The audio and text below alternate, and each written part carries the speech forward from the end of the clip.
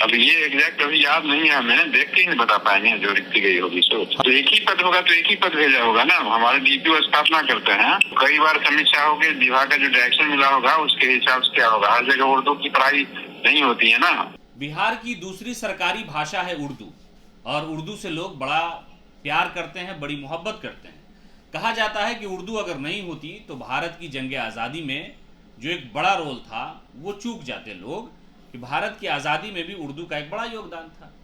बिहार सरकार उर्दू की विकास के लिए क्या करती है, नहीं करती है, इसका अंदाज़ा आपको इस बात से लगाया जा सकता है कि मुख्यमंत्री नीतीश कुमार हमेशा कहते हैं कि मुझे उर्दू पढ़ने की इच्छा थी, मैं नहीं पढ़ सका, लेकिन मैं चाहता हूं कि उर्दू का विकास हो। सरकारी तौर पर उर्दू के विकास को लेकर के कई तरह की समिति, कई तरह का संगठन और कई चीज़ें हैं जो काम कर रही हैं। लेकिन बिहार सरकार में बैठे अधिकारियों की मंशा देखिए कि उन्हें उर्दू से ऐसे ही नफरत है जैसे राम के मानने वाले लोग रावण से नफरत करते हैं। अब भला देखिए कि बिहार में उर्दू शिक्षक की बहाली की जो प्रक्रिया है वो शुरू हो रही है, और ऐसा हो सकता है क्या कि बिहार के 10 जिले में एक भी उर्दू की सीट ना हो। आपको ताज्जुब होगा कि ऐसा कैसे हो सकता है। उर्दू जानने वालों की बड़ी आबादी, बड़ी संख्या बिहार में रहती है। इसी वजह से तो बिहार सरकार ने उर्दू को दूसरी राजकीय भाषा बना दी। यानी मंत्रिमंडल सचिवालय बाजाबता काम कर रहा है, मुख्यमंत्री नीतीश कुमार इसकी देखरेख करते हैं, और कई ऐसे नेता हैं जो बिहार विधानसभा से लेकर के लोकसभा में उर्दू के शेर पढ़ करके लोगों को बताते हैं कि विकास की परिभाषा क्या हो सकती है। लेकिन दरअसल कहानी यह है कि पूर्वी चंपारण समेत दर्जनों जिले ऐसे हैं जहां उच्चतर माध्यमिक विद्यालय में उर्दू शिक्षक की नियुक्ति के लिए एक भी पद नहीं है। आखिरकार बताइए कि साजिश कर कौन रहा है? कौन ऐसा अधिकारी है जिसे उर्दू से इतनी नफरत होगी? कौन ऐसा अधिकारी नीतीश कुमार के सरकार में काम करने वाला है जो साहिर लुधियानवी से मोहब्बत नहीं करता होगा, जिन्हें गालिब से मोहब्बत नहीं होगी, जिसे इकबाल से मोहब्बत नहीं होगी, जिसे उर्दू के और भी जानने वाले लोगों से प्यार नहीं होगा? दरअसल मामला यह है कि वर्तमान में बिहार सरकार प्राथमिक विद्यालयों से लेकर के उच्चतर माध्यमिक विद्यालयों तक शिक्षक की नियुक्ति कर रही है। उसी मामले में रिक्ति की जो एक लिस्ट है वो सामने आई है, जिसमें यह बताया गया है कि किस जिले में किस सब्जेक्ट के लिए किस विषय के कितने कितने पद खाली है। लेकिन उसमें एक चीज अगर आप नजर दौड़ाएंगे तो उसमें आपको नजर आएगा कि पूर्वी चंपारण में पूर्व से उच्चतर माध्यमिक विद्यालयों की संख्या कितनी है, इसका भी उल्लेख उस लिस्ट में नहीं किया जा रहा है। पंचायत स्तर पर 2012 से लेकर अब तक कितने माध्यमिक स्कूल को उच्चतर में अपग्रेड किया गया, इसकी भी वास्तविक संख्या जो है वो दर्शाई नहीं गई है। और ये हाल पूर्वी चंपारण नहीं, बिहार के लगभग 10 से 12 जिलों का है कि जिसमें उर्दू के शिक्षकों की नियुक्ति के लिए कोई भी लिस्ट जारी नहीं की गई है। अब बताइए कि उर्दू पढ़ने वाले बच्चे लगभग सभी स्कूलों में हैं। उर्दू भाषी छात्र छात्राओं के अनुपात के अनुसार शिक्षकों की रिक्ति जो है अगर उपलब्ध नहीं कराई जाती है तो क्या छात्र छात्राओं को उर्दू की पढ़ाई सलीके से, समय से मिल सकेगी? और इस पूरे मामले पे हमने जिला शिक्षा पदाधिकारी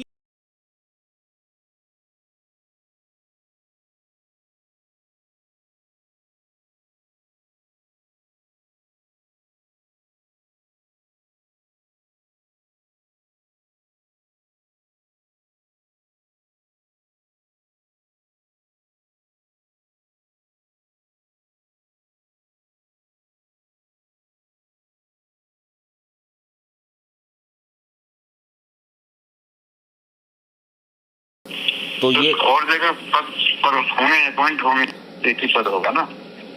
तो पूरे जिला में एक ही पद है अभी खाली। अब ये एग्जैक्ट अभी याद नहीं है, हमें देख के ही नहीं बता पाएंगे जो रिक्ति गई होगी। सो हाँ, जो रिक्ति आपने भेजी है वो उसमें एक ही पद दिखा रहा है। तो एक ही पद होगा तो एक ही पद भेजा होगा ना। हमारे डीपीओ स्थापना करते हैं जी, ठीक है ना, वो समीक्षा करके ही भेजे होंगे ना। तो 2012 के बाद जो अपग्रेडेड उच्चतर माध्यमिक विद्यालय है उसमें उर्दू शिक्षक की बहाली तो अब तक नहीं हुई, तो निर्धारण कैसे हुआ होगा इसमें सर? वो कई बार समीक्षा होगी, विभाग का जो डायरेक्शन मिला होगा उसके हिसाब से क्या होगा। हर जगह उर्दू की पढ़ाई नहीं होती है ना, पद उस हिसाब से सृजित नहीं किया जा सकता है ना।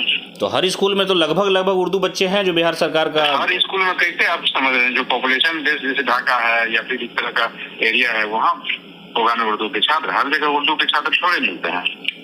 तो पूरे जिले में एक ही सीट अभी आपने भेजी है, वो रिपोर्ट तैयार करके मुझे आपने? ये आपने ये जो जानकारी दे रहा है वो मुझे नहीं पता है, अभी बता नहीं पाऊंगा, अभी मैं इंगेज हूँ। हमारे डीपीओ एस्टेब्लिशमेंट से बात कर लीजिए। इस पूरे मामले पर हमने शिक्षा मंत्री डॉक्टर चंद्रशेखर को कई बार फोन लगाया, कई बार संपर्क करने का प्रयास किया, लेकिन उनसे बातचीत नहीं हो सकी। अगर बिहार सरकार की नीयत अच्छी है, उर्दू शिक्षकों की बहाली का जो नारा लगाते हैं, चाहे वो डिप्टी सीएम तेजस्वी प्रसाद यादव रहे हो, लालू प्रसाद यादव हो, नीतीश कुमार हो, ये सब लोग कहते हैं कि उर्दू की एक बड़ी आबादी, बड़ी संख्या उर्दू की बिहार में बसती है, उनको, उनके बच्चों को उर्दू में शिक्षा देना ये सरकार का काम है। लेकिन अभी जो बहाली की प्रक्रिया शुरू होने वाली है उसमें उर्दू को गायब कर दिया गया। आखिरकार भाई गालिब से क्या दुश्मनी होगी, उर्दू से क्या दुश्मनी है आपको, अल्लामा इकबाल से क्या दुश्मनी है, मौलाना आजाद को आप जानते होंगे कि भारत में जो शिक्षा का शिखर है, जो शिक्षा की बुनियाद है, उन्होंने ही डाली है। उन्हें, उनकी जबान भी उर्दू थी, उन्हें भी उर्दू भाषा बहुत पसंद था। मुख्यमंत्री नीतीश कुमार की बड़ी बड़ी योजनाओं में आप उर्दू अंकित देखेंगे। आप ज्ञान भवन देख लीजिए गांधी मैदान में, वहां उर्दू अंकित है। आमिर सुबहानी का आवास देख लीजिए, वहां उर्दू अंकित है।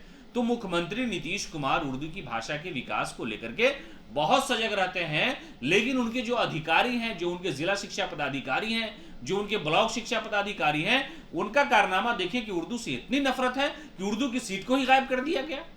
और उर्दू की लड़ाई लड़ने वाले जो संगठन के लोग हैं, उनसे भी अपील है कि इस मामले को देखा जाए, इसलिए कि ये बहुत बड़ा इशू है। और हेडलाइंस बिहार इस तरह की खबरें लगातार आपको दिखा रहा है। सरोकार, जो जन सरोकार का मुद्दा है, उसको हम सामने लाते हैं, और इन सारी चीजों को लेकर के हमारा जो मामला है वो स्पष्ट है कि जो भी परेशानी है लोगों के सामने, वो हम दिखाते रहेंगे। और अभी जो नियुक्ति होने वाली है, बहाली की जो प्रक्रिया शुरू हो रही है, उसमें उर्दू गायब कर दिया गया है।